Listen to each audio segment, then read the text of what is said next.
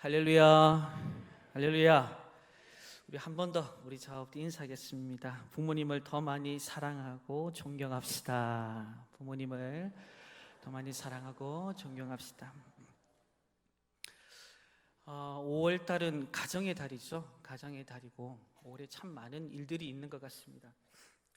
지난 주일에는 어린이 주일이었고 어린이 마당이 은혜 가운데 잘 진행이 되었습니다. 우리 차세대 아이들이 너무너무 좋아했어요. 다른 것보다도 먹을거리들이 많았고 먹을거리 너무 맛있어서 그랬고 거기다가 우리 믿음의 권속들 어르신들이 가서 같이 교제하고 함께 어우러지는 정말 아름다운 마당잔치였다 생각이 듭니다. 근데 그 마당잔치가 그냥 만들어진 건 아니겠죠. 우리 교사들 수고 많이 했습니다. 또 보이지 않는 곳에서 많이 헌신이 있었습니다. 우리 그들을 격려하면서 박수 한번 할까요? 네, 감사합니다. 그리고 오늘은 또 어버이 주일입니다. 어버이 주일이고 여러분이 가슴에 빨간 것 하나씩 다 다셨네요.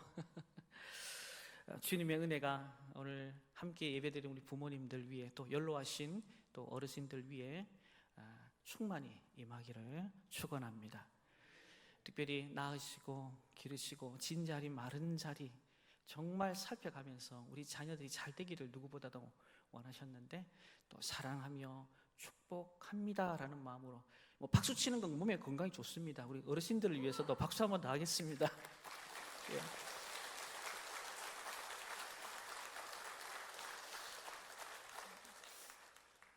이 어버이날 또 어버이 주일 이렇게 되면 이 선물도 많이 생각이 나는데요. 기관에서 시대별로 부모님들이 원하는 선물 리스트업을 쫙 했더라고요. 자, 50년대, 60년대 여러분 부모님들이 뭘 원하셨을까 살펴봤더니 달걀, 찹쌀 이런 거 있잖아요. 직접 이렇게 수확한 농산물. 저는 그때 태어나지 않아서 잘 모르겠습니다만 70년대 되니까 조금 더 달라져요. 설탕, 밀가루, 양말, 이 생필품에 대해서 조금 더 마음을 두셨답니다. 80년대 되니까 선물 세트에 관한 다시 말해서 비누 세트, 참치캔 세트, 꿀인삼 이런 것들. 여러분 90년대 되니까 이제 사이즈가 좀 커졌어요. 뭐로 바뀌었냐면 안마기가 1위였대. 안마기. 2000년대 되면서는 어떻게 바뀌었을까요? 디너쇼, 이렇게 공연 티켓, 백화점 상품권 이렇게 다양하게 순위가 올라와 있던데 뭐니 해도 부모님이 갖고 싶은 게 뭘까요? 자, 한번 사진 한번 보겠습니다. 아이고야, 저게 뭔고? 꽃다발도 아니고 돈다발인 것 같은데요. 금액이 꽤 될 것 같습니다. 하여튼 금액도 금액이지만 우리 부모님을 향한 자식들의 마음이 여기 담겨 있지 않나 생각이 듭니다. 낳고 기르시고 또 진 자리 마른 자리 살펴주셨던 거기에 비하면 저 금액이 가당키나 하겠습니까? 그러나 부모님 감사합니다. 자식들이 이렇게 한 푼 두 푼 모아서 저렇게 드린 것 같아요. 이렇게 자식들이 부모님 사랑해도 부모가 자식 사랑하는 건 못 이기겠죠. 자식을 사랑하는 아버지가 있었는데 그 아버지 자식이 5명이 있었어요. 5명 중에 아주 병약하고 총명하지 못한 자녀가 있었습니다. 그러니까 그 자녀는 늘 그 자녀를 생각할 때마다 그 아비의 가슴이 짠한 거 힘든 거죠. 그래서 한 번은 아버지께서 이 자녀들을 모으고 시장에 가서 나무를 5그루를 사왔어요. 그리고 이 나무를 잘 키워서 1년 동안 제일 많이 성장케 한 우리 자녀에게는 뭐든지 원하는 건 내가 들어주겠다 그랬어요. 그래서 아이들이 그 나무를 심습니다. 그 1년의 시간이 훌쩍 지났습니다. 그래서 자녀들을 다 모았어요. 그 나무를 심은 곳에. 그래서 나무가 가장 잘 자라 있는 곳을 딱 봤더니 어떤 자식의 나무였을까요? 신기한 것도 병약하고 총평치 못한 이 자녀의 나무가 쭉쭉쭉 자라 있는 겁니다. 그래서 이제 그 자녀에게 그럼 네 소원이 뭐냐? 약속을 했으니까 물어봐요. 그러니까 주뼈 말도 잘 못해요. 그래서 아버지가 박수를 치더니만, 야, 이렇게 잘 키운 걸 보니까 너는 식물학자가 될 수 있겠다. 그래서 전폭적으로 내가 지원할게, 공포를 딱 해버렸습니다. 그러니까 그 자녀는요 너무너무 신기한 거예요. 날 위해서 이렇게 잘 자라주더니. 그래서 그 다음날 자고 새벽에 한번 고마운 나머지 심어놓은 나무가 있는 곳으로 갔습니다. 가서 이제 보는데 뭐 물체가 왔다 갔다 하는 거예요, 저 앞에서. 뭔지도 잘 모르겠고. 그래서 한 걸음 더 앞으로 나갔어요. 갔더니 아니나 다를까 누구였겠어요? 세상에 정확했습니다. 내가 설교 본문 보여주지도 않았는데 아버지가 그 새벽에 그 나무에 물을 주고 살피고 있더라, 이 말입니다. 그 아이에게 용기와 긍지를 심어주고자 그렇게 안팎으로 돌아보셨다라는 거예요. 자, 그 아이가 자랐습니다. 자, 식물학자가 됐을까요? 네, 안 됐습니다. 식물학자는 안 되고 미국에서 굉장히 사랑을 받고 지지를 받았으며 사선의 대통령이었습니다. 그 사람이 누구냐면 루즈벨트 대통령입니다. 아버지의 그 마음, 사랑이 다 이렇게 담겨진 것 같아요. 저도 이 자리에 서게 된 것은 전적인 하나님의 은혜이지만 저를 낳아주신 어머니, 아버지 은혜가 저가 지금 이 자리에 서 있는 거예요. 그리고 여러분 함께 예배드리는 여러분들에게도 그런 아버지, 어머니가 계셨기 때문에 이 자리에 함께 있는 줄로 믿습니다. 이렇듯 자식에 대한 부모의 사랑이 있지만 부모에 대한 자식의 사랑이 있어요. 우린 그걸 뭐라고 표현하냐면 효래요. 뭐라고요? 효. 성경에도 보면 이렇게 효자, 효부가 참 많이 등장을 합니다. 여러분이 아는 효자, 효부 누굽니까? 제가 볼 때는 이삭을 먼저 함께 나누고 싶습니다. 아브라함이 하나님께 명령을 받은 거예요. 자기는 별 상관이 없는 거예요. 근데 제물로 바치래요. 야, 청소년 시기에 기가 막힙니다. 아버지하고 따라가자 그러는 거예요. 너 이제 제물 될 거야. 모래산 제단에 또 얼떨 묶고 칼 들고 있는데다 끄떡도 안 합니다. 그냥 죽으면 죽으리다. 아버지 명령에 순종, 복종하는 이상. 나중에 그의 인생을 성경대로 부모 공경하니까 거부되게 하시더라, 이 말입니다. 이상만 그럴까요? 여러분이 잘 아는 요셉도 보십시오. 한 번은 야곱 아버지께서 요셉에게 심부름을 시켜요. 야, 너희 형들이지, 가서 내가 이런 거 부탁할 테니까 좀 전달해주고 와. 그가 살던 곳이 헤브론이잖아요. 근데 어디까지 가요? 바로 세겜까지 갑니다. 헤브론에서 세겜까지는 약 80km가 돼요. 갔더니 없어요. 그냥 돌아올 법도 하죠. 그냥 거짓말하고 그냥 오면 될 것 같은데 끝까지 갑니다. 왜? 아버지 명령이니까. 그래서 간 곳이 어디냐면 도단입니다. 자그마치 20km를 더 가요. 그러니까 다시 말해서 헤브론에서 도단까지 약 100km인데요. 경주에서 군위까지 갔다 보시면 돼요. 짧은 거리가 아닙니다. 근데 이 청소년 시기에도 말씀을 잘 들어요. 그래서 그 말씀을 듣는 것이 성장하고 난 뒤로 이어지더라. 그가 국무총리가 되잖아요. 총리가 돼서는 어떻게 합니까? 부모님을 모시죠. 어디에다? 고센 땅으로. 그래서 마지막 남은 생에도 봉양하는 정말 복된 삶을 살아가더라고요. 한 걸음 더 나서 룻을 보니까요, 이방 여인이었어요. 나오미가 이제 나는 나의 고향으로 갈게. 너는 그냥 모압에 있어. 근데 그렇게 얘기하지 않습니다.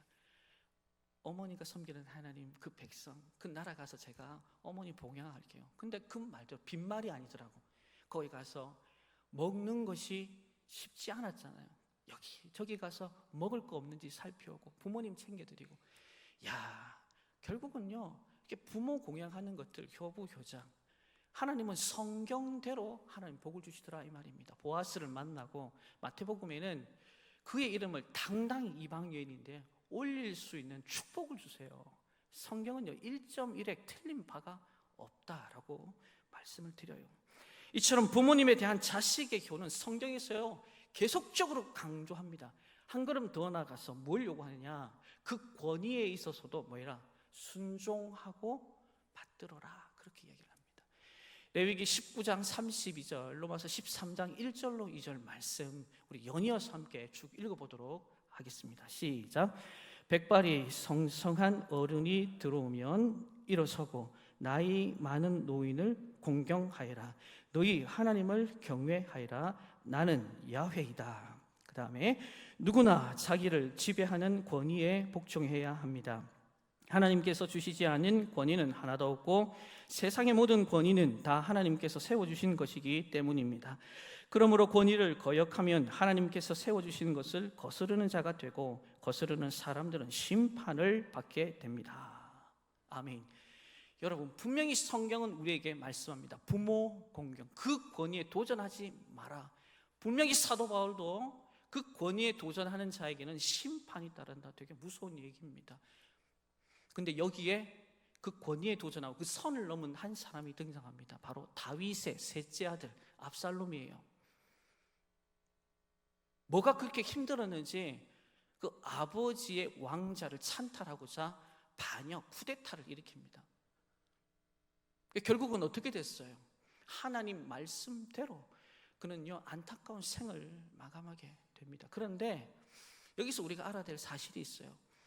그가 굳이 쿠데타를 일으키지 않아도 왕이 될 수 있는 여건들을 갖추었다 이 말입니다. 몇 가지만 살펴보면 알 수 있습니다. 첫째, 다윗은요 압살롬에 대해서 좀 예사롭지 않은 생각들을 가지고 있습니다. 그 첫 번째, 어디서 찾을 수 있나? 이름. 제 이름이 뭘까요? 한번 말해주세요. 장호동입니다.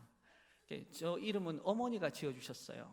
그 이름은요 아이덴티티, 정체성이 있고 또 그렇게 살기를 원해요. 범호자의 동력, 동자, 동쪽의 호랑이가 되라. 뭔지는 모르겠지만 하여튼 잘 되라는 것 같아요. 오늘 압살롬에게도 이름을 지어줬는데 우리나라 어감으로는 좀 어때요? 반역하고 쿠데타 하는 자녀잖아요. 그냥 압살해서 죽일 놈 이런 느낌이 드는데 히브리어는 그렇게 안 돼 있어요. 아버지의 평화, 한번 따라합시다. 아버지의 평화. 야, 여러분도 잘 아시지만 다윗은요 전장에서 잔뼈가 굵은 사람입니다. 얼마나 많은 사람을 죽게 됐길래 하나님께서 야야 스톱, 너 말고 솔로몬이 성전 지어. 아버지 입장은 어때요? 자녀들이요 그냥 내 대에서 이 전쟁 끝났으면 좋겠어. 그리고 너희 때부터는 평안하면 좋겠다, 행복하면 좋겠다. 그게 아비의 마음이었어요. 다윗에게는요 19명의 자녀가 있었는데 딱 2명에게만 평화라는 이름을 지어놓습니다. 그게 누구냐면 솔로몬, 그 다음에 압살롬이었어요. 결국 물론 솔로몬이 왕위를 이어받습니다. 그렇게 보면 솔로몬보다 먼저 태어난 압살롬의 경우에는요 남다른 생각들을 가지고 있던 다윗의 입장에서 볼 때는 충분히 가능성이 있었다 말입니다. 두 번째, 그가 쿠데타를 일으키지 않아도 될 법한 이유, 서열. 그의 서열만 봐도 왕권에 굉장히 가까이 있었던 사람이에요. 역대상 3장 1절부터 9절에 보면 다윗의 아내가 등장하고 자녀들이 등장을 합니다.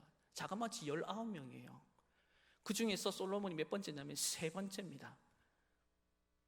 당시 왕정 시대는요 왕의 계승은 서열이었거든요. 첫째는 어떻겠습니까? 압살롬에 의해서 암논이 죽어요. 둘째는 병약해서 죽고. 그러니까 자연스럽게 굳이 쿠데타 일으키지 않아도 반란하지 않아도 이 서열상으로 충분히 가능했다 이 말입니다. 다시 한 걸음 더 나가서 외형적인 조건도 꽤 괜찮았어요. 우리 사무엘하 14장 25절 말씀인데요. 사무엘하 14장 25절 시작. 온 이스라엘 가운데에서 압살롬같이 아름다움으로 크게 칭찬받은 자가 없었으니 그는 발바닥부터 정수리까지 흠이 없음이라. 아멘.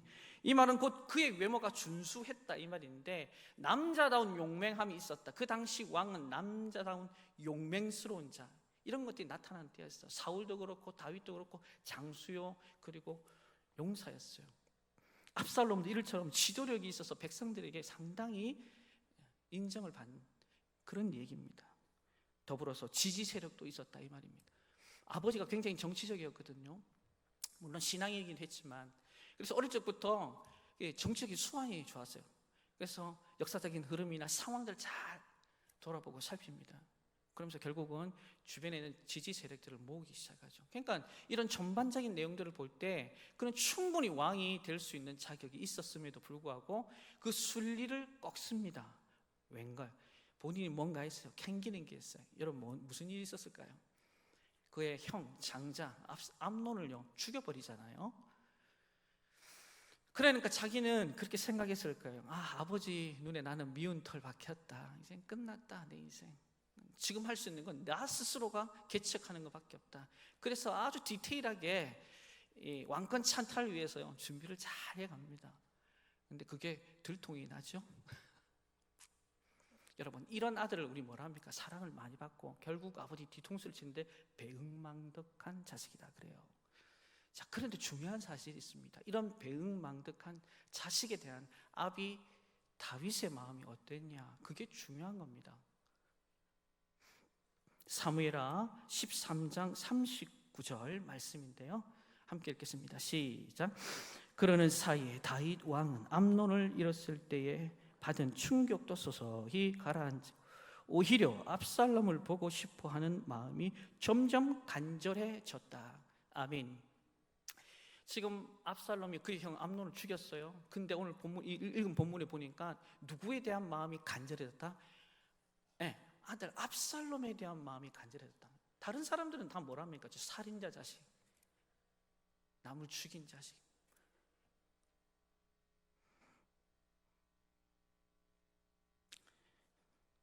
압살롬이 형을 죽였다. 아비의 마음은 대못을 박는 것 아니겠어요?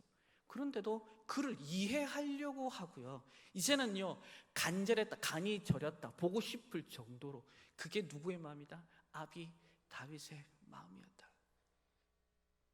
그럼에도 불구하고 압살롬에 대한 아버지의 마음이 이렇게까지, 도대체 무엇이 이렇게 자녀를 품게 만들었을까? 또 한 걸음 더 나가서요, 자식하고 싸우질 않아요. 사무엘하 15장 14절 말씀인데 함께 읽도록 합니다. 시작. 그러자 다윗은 예루살렘에 있는 모든 신하에게 말하였다. 서둘러서 모두 여기에서 도망가자. 머뭇거리다가는 아무도 압살롬의 손에서 살아남지 못할 것이다. 어서 이곳을 떠나가자. 그가 곧 와서 우리를 따라잡으면 우리에게도 재앙을 입히고 이 도성도 칼로 칠 것이다. 아멘. 여러분, 그는 비록 늙었지만 잔뼈가 굵어요. 어디서? 전장에서 최고의 장수입니다. 전략과 전술에 뛰어납니다. 감당할 길이 없어. 백전백승이에요. 그를 보시하고 있는 참모들요, 대단합니다. 다윗이 참 부러운 것 중에 하나가, 너 물 먹고 싶은데 가좀 또 올래? 그 또 왔더니 안 마셔요. 그 정도로 생명 바쳐 목숨 바쳐 그 참모들이 최고입니다. 예루살렘 철옹성이에요. 반군이 쳐들어오면요 충분히 커버할 수 있었다, 이 말입니다. 그런데 예루살렘 포기하고 벗은 발로 뭡니까? 36개 출행당합니다. 예루살렘을 떠났다는 것은 모든 것을 포기했다, 이 말입니다. 근데 그 모습을 보는 다윗의 신하들이 기가 막힌 거예요. 지금 뭐 하냐고, 지금 이게. 예루살렘을 포기한다? 버리고 도망간다? 난리가 아닌 거예요. 근데 다윗의 결정, 대결 안 한다? 뭐 하겠다? 도망가겠다. 그게 압살롬을 향한 아비 다윗의 마음이었어요. 부귀, 명예, 왕자, 생명까지 다 뭐 하겠다? 아들 위해 포기하겠다. 한 걸음 더 나가서 이 배은망덕한 압살롬을 향한 다윗은 좀 못난 자식이지만 자기 탓을 해요. 내 탓이지. 압살롬이 죽었을 때 이 다윗의 통곡에서 아들을 향한 아버지의 마음을 알 수가 있습니다. 발람군이 정권을 취하려고 하니까 요압의 군대 그리고 압살롬의 군대가 에브라임 산지에서 티격태격 싸우잖아요. 아주 접전입니다. 결국은 그 군대도 전멸하고 수장이었던 압살롬도 죽어요. 여러분, 그렇게 열심히 싸웠으면요, 그 부대가 왔고 수장이 왔으면 격려해 줘야 되는데 그 노고를 취하지도 않고 아히마스에게 뭐라고 묻냐면, 야, 젊은 내 압살롬 잘 있니? 그걸 물어요.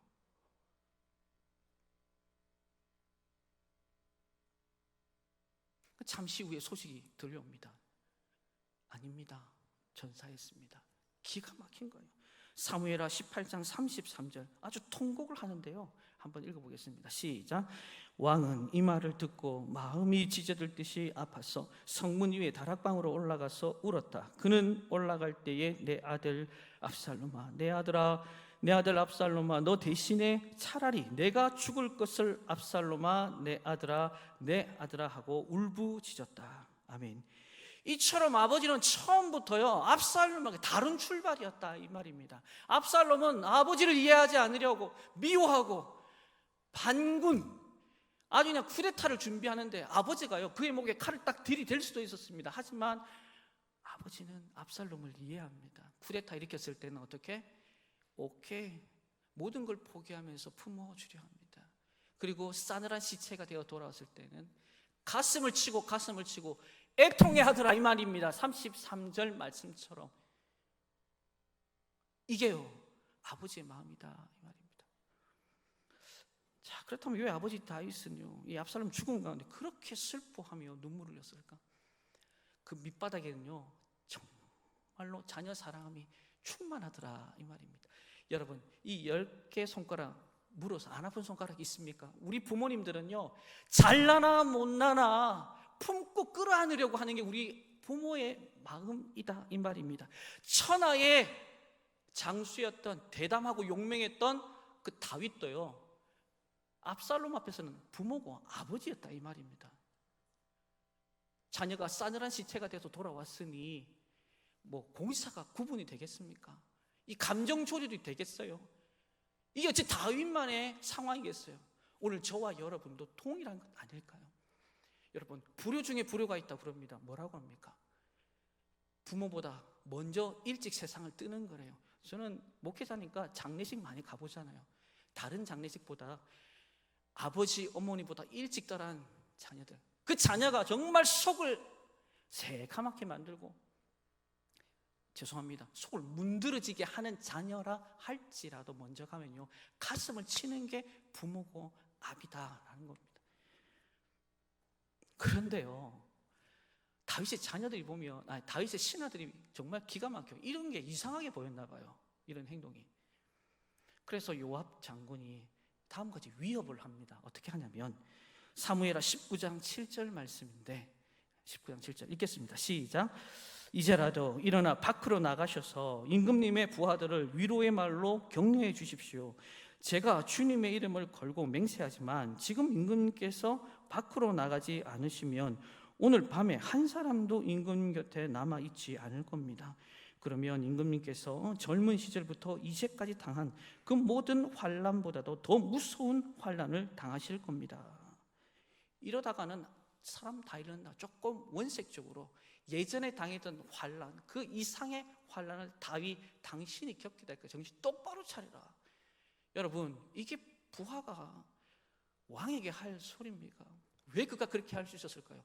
아비의 마음이 없는 거예요. 사랑하는 성도 여러분, 우리들의 아버지는요, 우리들의 어머니는요, 우리들의 어버이는요, 비록 표현은 잘 못해도 그 안에 사랑이 충만한 줄로 믿습니다. 자식이 잘 되면 부러울 것이 없는 게 우리 아버지, 어머니, 오늘 본문에 또 다윗 아니었겠어요? 앞에 놓고요, 우리 아버지들은요 최고다 칭찬하고 격려하고 등 뜯어주고 안아주는 아버지 있습니까? 저도 안 그러더라고요. 그런데요, 남들 앞에 서면 입에 침이 마도록 칭찬하는 게 우리들의 어머니, 아버지, 어버이들아 이 말입니다. 한 대학 교수가 있었습니다. 아버지에 대한 마음이 너무너무 마음에 담고 싶어 글을 썼대요. 내용은 이랬어요. 경남 산청의 아주 시골에 살았어요. 그러니까 아버지 입장은 뭘까요? 이 아들을요 여기서 키우면 안 되겠다. 그래서 유학을 결정합니다. 어느 나라로 갔을까요? 어느 나라로 갔을까요? 당연히 모르죠. 나만 알고 있지. 대구 갔어요. 대구로 유학을 갔어요. 경남 산청 시골에서 대구로 가면 엄청난 거 아닙니까? 대구로 갔는데 대구에 뭐 연구가 있나, 아는 사람이 있나, 애가 뭐 공부를 제대로 하나, 큰일 났다. 근데 중간고사하고 기말고사하는데 시험을 쳤네요. 세상에 엄청난 충격에 등수를 받았어요. 68명 중에 68등이 된 거예요. 할렐루야. 뭔가 자기도 보고 놀라는 거예요. 이걸 어떻게 하지? 아버지가 정말 나를 대구로 유학을 보냈는데 이걸 보내줬다. 안 나겠다. 여러분 주가 조작도 있잖아요. 성적표 조작에 나서기 시작했습니다. 싹싹싹싹싹싹싹싹. 대충 한 10몇 등 적으면 뭐라고 적었냐면 1등이라고 적었어요. 1등이라고. 그 근거는 아버지가 초등학교도 못 나갔어. 그래가지고 학교 마치고 아버지에게 왔어요. 아버지 당당하게 성적표 1등이라고. 야, 나 너무너무 잘했다. 너무너무 잘했다. 근데 그 소식이 이미 이제 그 주변에 있는 마을 어르신들에게 들어갔어요. 대구로 유학 보냈다며, 공부는 잘하나? 시험 쳤다며, 몇 등 했다노? 우리 아들 1등 했단다. 1등. 그래. 아유, 그러면은 밥 사라 이게 아니고 돼지 잡아라 이래 되는 돼지 잡아라. 그 집에 집이 가난한데 돼지가 한 마리밖에 없어요. 돼지를 잡았네. 근데 밖에서 놀다 온 그 아들이 그걸 보고 그 어르신들 입으로 들어가는 돼지 그걸 보면서 기겁을 한 거예요. 큰일 났다. 이거 어떻게 됐노? 창피해서 고개를 못 드는 거예요. 68등을 1등으로 조작했으니 결국은 그때 그 상거를 머리에 두고 이러면 안 되겠다. 놀고 싶을 때 다시 대구로 갔어요. 놀고 싶을 때 안 놀고 정말 열심히 공부를 했어요. 진짜 1등처럼. 자, 뭐가 됐을까요? 예? 야, 우리 찬양대가 성령 충만합니다. 다 압니다. 내가 설교 원고를 보여주지도 않았는데 대학 교수가 됐어요. 진짜 대학 교수가 됐습니다. 대학 교수가 되고 또 시간이 흘러서 자녀를 낳아서 중학생 자녀를 데리고 아버지에게 옵니다. 아버지, 저녁 식사를 무르고 아버지 제가 할 얘기 있다고 머리를 끌적끌적대면서 제가 30년 전에 아버지 그때 68등 1등으로 얘기하는데 아버지가 하는 말이 있습니다. 알고 있다. 고마해라. 손자 듣는다. 알고 있다. 이게 우리네 부모들이에요. 아들 기 안 죽이려고, 기 살리려고. 혹시 여기에 아버지에 대한 상처가 있는 분 계십니까? 제가 그랬어요. 예전에 아버지로 인해서 상처를 받은 사람이에요. 저는 믿지 않는 가정에서 신앙생활을 했습니다. 중학교 때. 그래서 아버지한테 이 신앙생활 때문에 얼마나 욕을 먹었는지 저는 한 500년 살 겁니다. 욕 많이 먹으면 오래 산다더라고요. 맨날 밥그릇 날라오고, 밥그릇이 날아가면 됩니까? 밥상이 붙어 있어야지. 얼마나. 그러니까 아버지는 상처가 많죠. 그러나 교회에서는 제가 그때는 간사도 일을 하고 있었기 때문에 찬양 인도를 쭉 했었거든요. 중학교 3학년 때부터 고등학교 3학년 때 시작해서 지금까지 하는데 의도적으로 찬양곡은요 다 아버지라는 걸 다 뺐어요. 아버지 곡 들어라는 거 다 뺐어. 왜?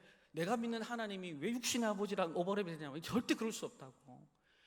근데 이것도 어느 정도죠. 시간이 지나니까 안 되겠더라고요. 아버지하고 대화할 시간이 있었어요. 근데 그거 알았어요.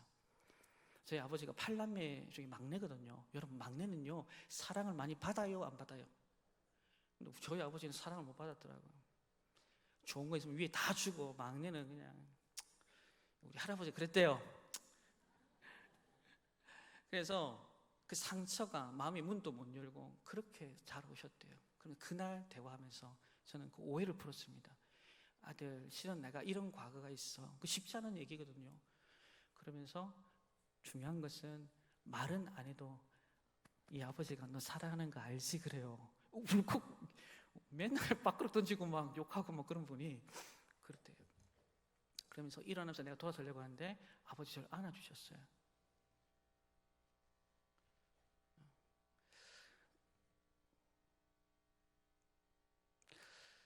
그러면서 아들 사랑해 그래요. 처음 들었어요. 아버지하고는 목욕탕 한번 가보지 못했거든요. 우리 아들 영준이하고는 어릴 적에 그 소원 이루려고 매일 데리고 목욕탕 갔더니 목욕탕 가면 물 뿌리고 막 거기서 즐겁게 노는 모습 지금도 생각이 많이 나요. 아버지가 상처받았던 게 있었고 경험되지 않으니까 자식을 어떻게 사랑해야 할지 잘 모르시더라고요. 그때 저한테 아들 사랑해? 그리고 안아주시면서 등 두들겨 주시는데 그때 다 이렇게 내려가더라고요. 그게 우리네 아버지구나 하는 생각들을 많이 했습니다. 제가 문득 글을 읽다가 아버지 마음이란 제목의 글이 있어서 함께 여러분과 좀 나누고자 합니다. 스크린 좀 띄워주시고요. 아버지란 기분이 좋을 때 헛기침을 하고 겁이 날 때 너트로 웃음을 웃는 사람이다. 아버지란 자기가 기대한 만큼 아들, 딸의 학교 성적이 좋지 않을 때 겉으로는 괜찮아지만 속상해하는 사람이다. 아버지의 마음은 먹칠을 한 유리로 되어 있다. 그래서 잘 깨지기도 하지만 속은 잘 보이지 않는다. 아버지란 울 장소가 없기에 슬픈 사람이다. 아버지의 최고의 자랑은 자식들이 남의 칭찬을 받을 때이다. 아버지는 결코 무관심한 사람이 아니다. 무관심한 것처럼 보이는 것은 체면과 자존심, 미안함 같은 것이 어우러져서 그 마음을 쉽게 나타내지 못하기 때문이다. 아버지는 어머니 앞에서는 기도도 안 하시지만 혼자 차를 운전하면서는 큰 소리로 기도도 하는 사람이다. 굉장히 공감이 가더라고요. 그랬구나, 우리 아버지가. 속으로는 많이 응원하시고 나와 함께 하려고 했구나. 오늘 본문의 다윗도요, 마찬가지입니다. 배은망덕하죠. 죽어도 싸요. 근데 아버지 입장은 아니다, 이 말입니다. 그럼에도 불구하고 내 자식이고 내가 품어야 할 자녀고 그 밑바탕에는요 사랑이 쭉 담겨져 있더라. 오늘 예배드리는 우리 모두에게도 그런 자녀들이 있잖아요. 근데 이 다윗의 그 자녀를 향한 그 밑바탕에 그 사랑이 회복이 되어서 진정한 행복한 부자지간 그리고 어머니와 그리고 아들, 딸 관계가 회복되기를 주님의 이름으로 축원합니다. 왜 이렇게 슬프게 울었을까? 한번 따라합시다. 하나님 아버지의 마음을 알았기 때문입니다. 하나님 아버지의 마음을 알았기 때문입니다. 여러분, 다윗은요 실수 많아요. 흠 많아요. 근데 하나님이 그를 뭐라고 얘기했냐면 내 마음에 합한 자래. 그런 다윗이요, 자기 아들이 죄를 범해가지고 무참하게 죽거든요. 그러면서 누구를 봤냐면 자기 죄를 봐요. 압살롬보다 더한 살인, 간음, 도둑질 이런 것들을 했음에도 불구하고 용서하신 하나님 마음을 알게 된 거라, 이 말입니다. 그러면서도 절대로 포기하지 않으시고 끌어안아 주셔서 지금까지, 지금의 이 자리까지 오신 하나님 아버지를 돌아보니 눈에 눈물이 마르지 않아요. 너무너무 힘든 거예요. 한 번은 저도 110편, 139편 7절부터 18절 말씀 읽다가 더 이상 눈물이 나서 본문을 읽지 못한 때가 있었습니다. 아버지가 날 이렇게 사랑한다고, 허물 많고 죄 많고 죽어도 쌀 내 인생을 이렇게 변함없이 지금까지 지켜보시고 사랑한다고 눈물이 나더라고요. 내가 어느 곳에 있든지. 우리 시편 139편 7절부터 10절의 말씀인데요, 함께 읽겠습니다. 시작. 내가 주의 영을 떠나 어디로 가며 주의 앞에서 어디로 피하리까? 내가 하늘에 올라갈지라도 거기 계시며 수월에 내 자리를 펼지라도 거기 계시니이다. 내가 새벽 날개를 치며 바다 끝에 가서 거주할지라도 거기서도 주의 손이 나를 인도하시며 주의 오른손이 나를 붙드시리이다. 아멘. 한 번도 나를 포기한 적이 없대요. 내가 뒤돌아섰으면 뒤돌아섰지 아버지는 여전히 함께 아들아 사랑해, 아들아 내가 너와 함께 할게. 저는 떠날 생각만 많았는데 아버지는 여전히 그 자리에서 저를 돌아보고 지키시고 함께하고 계시더라. 그분의 생각이요 너무 보배롭고 많다더라. 우리 17절 18절 말씀입니다. 함께 읽겠습니다. 시작. 하나님이여 주의 생각이 내게 어찌 그리 그 수가 어찌 그리 많은지요. 내가 세려고 할지라도 그 수가 모래보다 많도소이다. 내가 깰 때에도 여전히 주와 함께 있나이다. 아멘. 주의 생각이 보배롭고 그 수가 너무너무 많대요. 누구를 향한? 저와 여러분을 향한 아버지의 그 사랑이 셀 수도 없을 만큼 너무너무 많대요. 허물과 죄로 죽을 수밖에 없는 우리들 인생, 나의 인생, 용서하시고 품으시고 사랑하셨던 그 아버지의 사랑이 다윗의 하나님인 줄만 알았던데 나의 하나님이셨다라는 것도 깨닫게 하시더라고요. 오늘 본문에서도 그는 자식의 죽음 앞에서 하나님 마음을 보게 된 겁니다. 우리 다시 한번 더 사무엘하 18장 33절 다윗의 마음으로 한번 읽어봅시다. 시작. 왕은 이 말을 듣고 마음이 찢어질 듯이 아파서 성문 위에 다락방으로 올라가서 울었다. 그는 올라갈 때에 내 아들 압살롬아, 내 아들아, 내 아들 압살롬아, 너 대신에 차라리 내가 죽을 것을 압살롬아, 내 아들아, 내 아들아 하고 울부짖었다. 다윗은 하나님의 심판이 억울해서 서러워서 우는 게 아닙니다.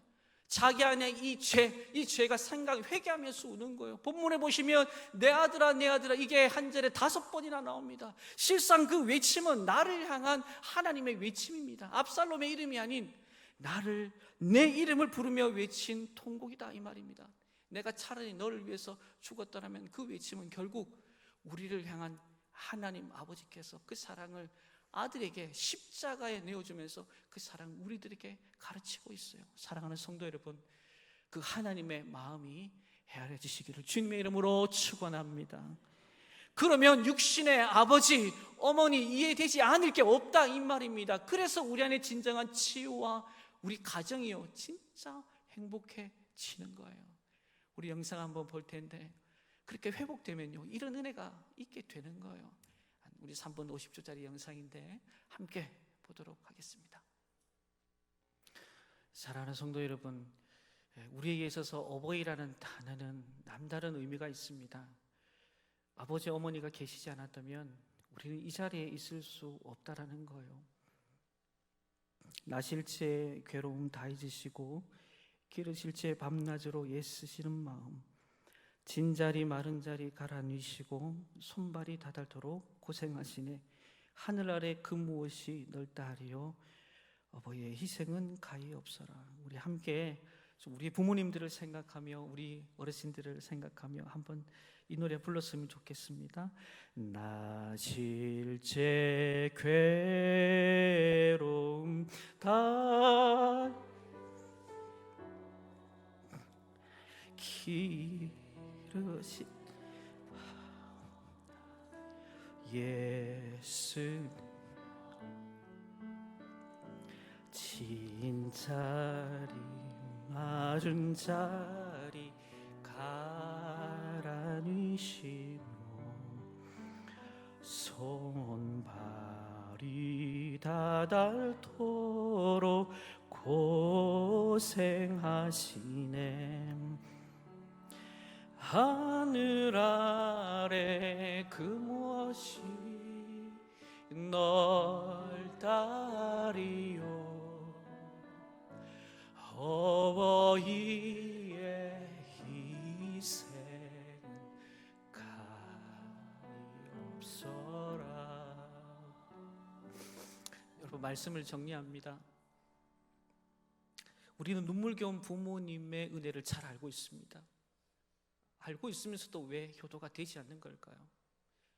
지금은 아니야. 때가 되면 여러분, 나뭇가지가 고요하고자 하나 바람이 멈추지를 않아요. 부모님께 효도하고자 하나 부모님이 계시지 않습니다. 부모님에 대한 공경, 이 효는요 기다리는 게 아닙니다. 그러면 언제요? 오늘 바로 지금입니다. 오늘 신앙 잡지에 보니까 사소한 것까지도 상의해라.